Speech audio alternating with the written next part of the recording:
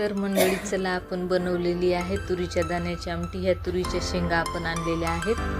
ह्या बघा अर्धा किलो तुरीच्या शेंगा इथे घेतलेल्या आहेत मी, आणि हे तुरीचे दाणे काढलेले आहेत। इथे वाटणासाठी हिरवी मिरची, लसूण, जिरा, कोथिंबीर घेतलेला आहे आणि तव्यावर दाणे भाजायला टाकले। इथे कढईमध्ये जिरे, मोहरी टाकली आणि हे हिरवं वाटण बनवलेलं आहे।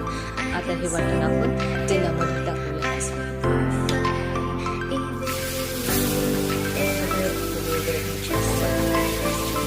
त्या वाटणाला असं पूर्ण ब्राऊन होईपर्यंत परतून घ्या आणि नंतर त्याच्यामध्ये वाटलेले तुरीचे सोल्याचं कुट घालायचं आणि त्यानंतर त्यालाही तेलामध्ये 2-3 मिनिटं परतून घ्यायचं आणि त्याच्यामध्ये जेवढं तुम्हाला पाणी टाकायचं असेल, जेवढं हवं असेल तेवढं पाणी टाकायचं। मी इथे 1 ग्लास पाणी याच्यासाठी घेतलेलं आहे।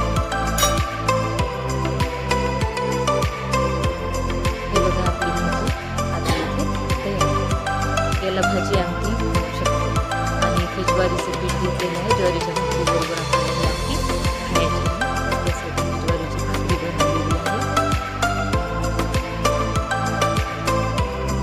ज्वारीच्या भाकरीबरोबर आणि भाताबरोबर ही आमटी खायला खूप छान लागते।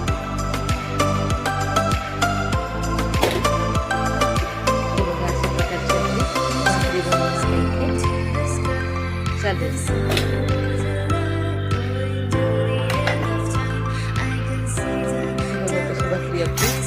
बनलेली बनल्यानंतर आमटीसोबत खायला खूप छान लागते आणि इथे आपलं ताट वाढून तयार आहे। या जेवायला लाईक करा, शेअर करा।